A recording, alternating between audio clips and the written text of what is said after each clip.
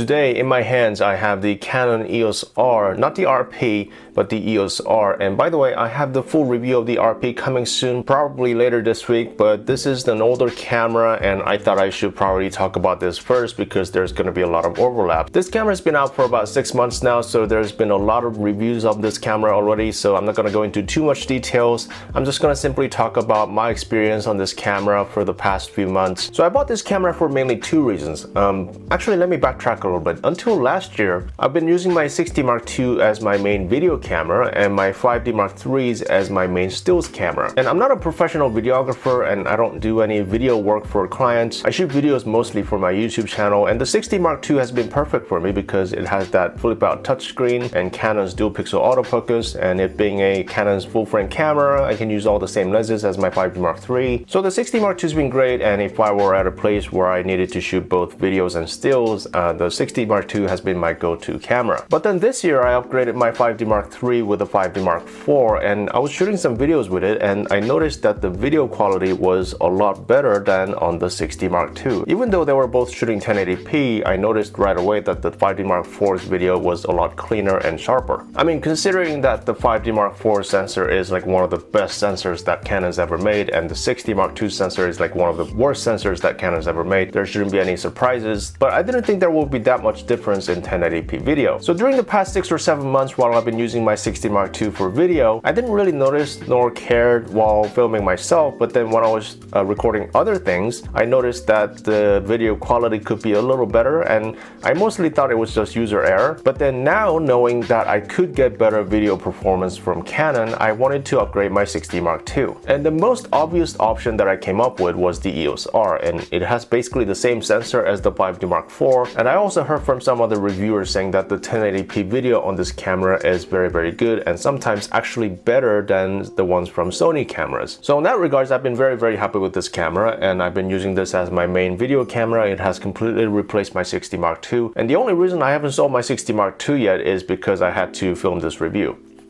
So the second reason why I bought this camera, actually that wasn't the reason why I bought this camera, because I came up with it after buying this camera, was that now that this has replaced my 60 Mark II and it basically has the same sensor as the 5D Mark IV, same image quality, same video quality, so then I thought, can this actually replace my 5D Mark IV as well? Because economically that would make a lot more sense, and you know, just use one camera for everything and sell my 5D Mark IV and the 60 Mark II, and I can still use all my EF lenses and slowly sell them as well, and then invest into the new RF mount system, and they have a lot of new great lenses coming out, and that all sounds great and I'll be ready for the future. But then there were some aspects of the camera that would stop me from completely replacing my 5D Mark IV with it. And I admit some of the reasons are much more subjective. Like, I still prefer the body design of the 5D Mark IV, and I still don't like using adapter. I'm sorry. Again, these are just my personal subjective reasons that probably shouldn't stop you from buying the camera. So then what should you be worried about if you're planning on using this as a professional stills camera? Well, my issues has mainly been about reliability. And reliability could mean many things on a camera, so let me explain. And there are more obvious ones like the single card slot, but that's not even the main reason why I haven't switched. When I said the issue is with reliability, I meant literally the reliability of the camera being able to get the shots that I want when I want without giving me trouble. And there's been several times in the past few months where this camera would just act funny. And they have been the main reasons why I haven't been able to fully switch and use this camera for any professional work. First off, the touch bar, and I tried very hard to like this, and after a while I actually got pretty used to using this. And for the most part, unlike what a lot of other reviewers said, I actually didn't hate it, and a lot of people said they accidentally touched the bar too much so they had to use the lock, but I always use the back button focus, so my thumb is usually about here, so that never happened to me. But then once in a while, well, actually not once in a while, but like quite often, it would act like it has a mind of its own. And the main issue is when I'm using auto ISO, and I don't use auto ISO that often, but then when I'm outside or when I'm in a fast changing environment, I like to just put it on auto ISO and just worry about the shutter speed and the aperture. On a Canon DSLR, all you have to do to get into auto ISO is to scroll all the way to the left and get past ISO 100, and that's where auto ISO is. And to get out of auto ISO, all you have to do is scroll right, and then you will be in ISO 100. And the basic interface interface of that is the same on the EOS R, but when you get out of auto ISO on the EOS R, you wouldn't be in ISO 100, you will be in whatever ISO you were in at that moment. So you could be in ISO 25600, you could be in ISO 100 or 1000 or 2000. You would have to always look at the screen and check. But then after doing that, for some bizarre reason, the touch bar doesn't let me get back into auto ISO. And I've heard several other reviewers mention this, and so far it only happens when I'm using the touch bar. It doesn't happen when I'm using the manual function button and the dial or the touch screen. So I just stopped using the touch bar altogether, and like I mentioned in my first RP video, Canon could have saved some money by just using a normal dial. And speaking of saving costs, also the screen at the top here, some people like it, some people don't. And as you can see on the EOS RP, Canon replaced it with the manual dial, and I actually much prefer this than having a screen at the top. With the dial, at a glance, I can understand which way I should turn to quickly get to the setting that I want. But with the dial, there's no way to see that, and I just have to kind of guess and scroll one way until I get to the setting that I want. And that's fine, I'm always only in manual and movie mode anyway, so I don't need to change the settings that often. And as you can see, when you're not changing the settings, you can see your shutter speed and ISO and aperture, which all sounds great, but then this funny thing happened the other day, and it's happened to me like 2 times so far. So I was changing the settings like I normally would while looking at the top screen, but then I noticed the numbers were different on the back screen. And on the back screen, the numbers were kind of stuck on one setting, and then I was able to change the numbers on the top screen, but then the numbers on the back screen wouldn't change. It was probably just a glitch in the camera, and I restarted the camera and it was fine, but then I still don't really know what was exactly happening. And another weird thing that's been constantly happening on this camera, as you know, this camera doesn't have a joystick like on a 5D Mark IV, but what it can do is when you're using the electronic viewfinder,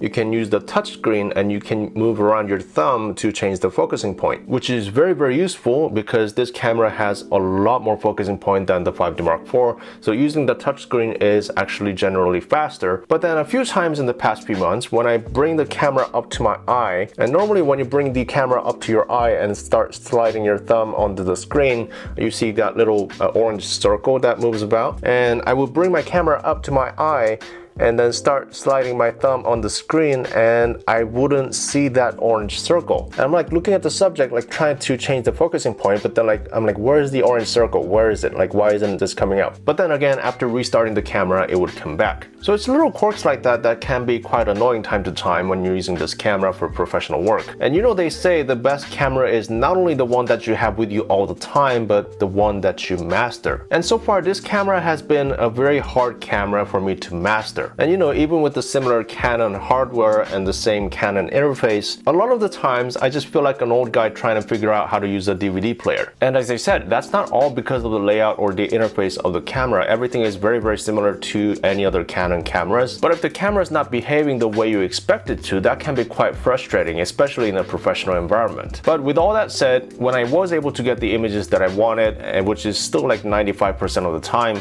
I was very, very happy with the images, and the images are very, very comparable to the 5D Mark IVs.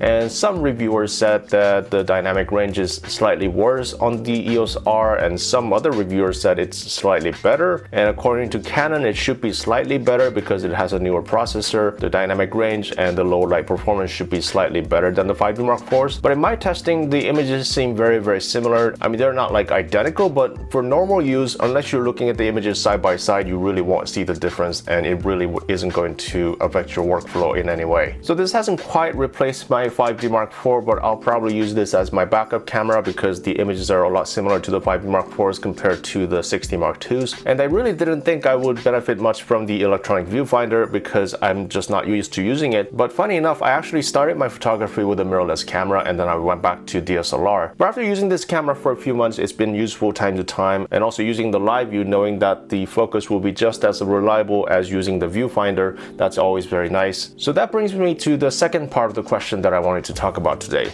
Is this camera still worth $1,000 more than its little brother EOS RP? I'll talk about this in more detail in my RP review later, but after using both of these cameras in the past few days side by side, here are my findings. I think for most people, for general purpose shooting and for hobbyists, I think the RP would be just fine. It lacks some of the features of the R, but that makes the interface a little simpler, and also having this physical dial instead of a screen up here, that makes it a much easier camera to use and much more reliable. There's not a huge difference in size and weight, but if you're new to photography, the size and weight of the RP might be much more appealing to you. Overall, it's a very solid package, and like I said, it lacks some features and the image quality may not be as good as the R, but for most users who are going to be buying the RP, they're not going to care about them that much. If you're going to be doing any sort of professional video, I think the R might be the better option for you. It gives you features like 24 frames per second in 1080p and C-Log, which grades very well. Also, the battery life is much better on the R, which is also very important for video shooting, and it still keeps dual pixel autofocus in 4K, although it has a slightly narrower crop than the RP. Also, it has the 120 frames per second shooting in 720, although I'm not entirely sure how useful that might be. Also, for still shooters, it has maximum shutter speed of 1/8000th of a second instead of 1/4000th of a second in the RP, which I do have to use time to time with faster lenses. So you're just gonna have to really carefully think about if those features would really matter to you and if those features would be worth $1,000 more for you. So to summarize, this is Canon's first generation product of their full-frame mirrorless lineup, and in a lot of ways it reminds me of Sony's first generation A7 cameras like the A7 and the A7R, and some aspects of the camera seem a little incomplete, but overall I'm very happy to see that everything seems to be heading in the right direction for Canon, especially with all the high quality RF mount lenses that are coming out this year and in the near future, and hopefully Canon can work out those little kinks in the software with firmware updates, and then I think it will be a very solid product. So that's it for me today. Thank you very much for watching. Let me know if you guys have any questions about the camera down in the comments, and I will see you next time. Bye bye.